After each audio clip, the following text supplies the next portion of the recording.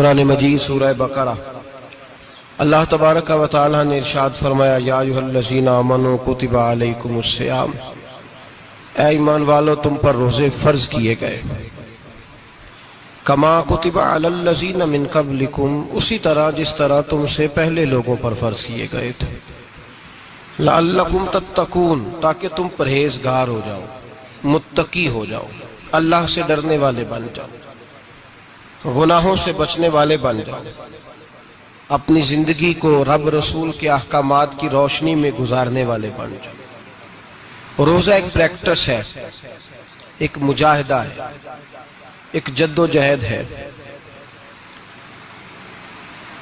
جد و جہد کس چیز کی؟ اللہ کی رضا کے مطابق اپنے آپ کو ڈھالنے کی جد و جہد۔ صوم کا لغوی معنی ہوتا ہے رک جانا،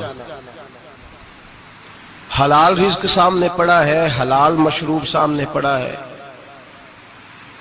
حلال رشتہ بیوی کا موجود ہے، لیکن ان سب چیزوں سے حالت روزہ میں رکنا، اللہ کی رضا کے لیے رکنا، اس کا نام روزہ ہے۔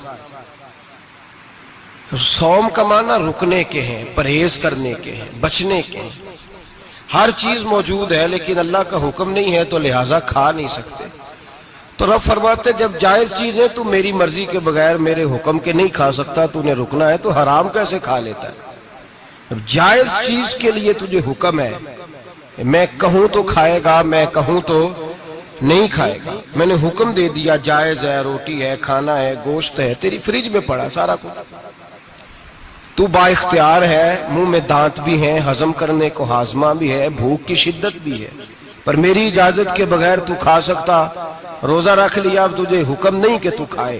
جب جائز چیز میری مرضی کے بغیر نہیں کھا سکتا تو ناجائز کیسے کھائے گا؟ میرے نبی پاک علیہ السلام نے اپنے خوبصورت الفاظ کے اندر اس مفہوم کو بیان فرمایا۔ محبوب پاک صلی اللہ علیہ وسلم فرماتے جس نے جھوٹ نہیں چھوڑا، غیبت نہیں چھوڑی، برائی نہیں چھوڑی، اللہ کو اس کے بھوکے پیاسے رہنے کی کوئی ضرورت نہیں۔ وہ کاہے کا رکا ہے؟ جب کوئی کام تو اس نے اللہ کی رضا والا کیا نہیں۔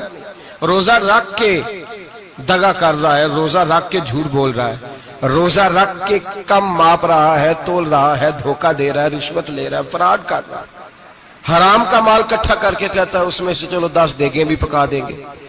وہ بھائی جو کام اللہ نے تجھے کرنے کو حکم دیا تھا، جب تو وہ بجا ہی نہیں لا رہا، مقصد روزہ ہی تو حاصل، لعلکم تتقون۔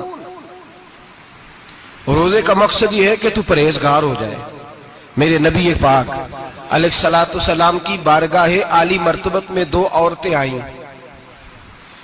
یہ چیزیں کھا لو، کہنے لگی محبوبہ ہم نے روزہ رکھا ہوا ہے۔ فرمایا نہیں، تمہارا تو روزہ نہیں ہے، حضور رکھا ہوا ہے روزہ، سحری سے لے کر اب تک کچھ نہیں کھایا، شام تک بھی نہیں کھائیں گی۔ محبوب نے فرمایا ذرا کہہ تو کرو، الٹی تو کرو۔ کہہ کی تو ان کے حلق سے خون بھی نکلا اور گوشت کے لوتھڑے بھی نکلے، پھوٹیاں بھی نکلی۔ نبی پاک نے فرمایا وہاں بیٹھ کے تم نے اپنے جاننے والوں کی غیبت نہیں کی، چغلی نہیں کھائی؟ خاموش ہو گئیں، گردنیں جھک گئیں۔ نبی پاک نے فرمایا تم نے قرآن نہیں پڑھا کہ جو اپنے بھائی کی غیبت کرتا ہے وہ مردہ بھائی کا گوشت کھاتا ہے؟ تو گوشت کھا کے بھی تمہارا روزہ رہ گیا ہے۔ کس طرح کا روزہ ہے کہ صاحب روزہ رکھ کے نہ رکھنے والوں پہ تنقید کر رہے ہیں؟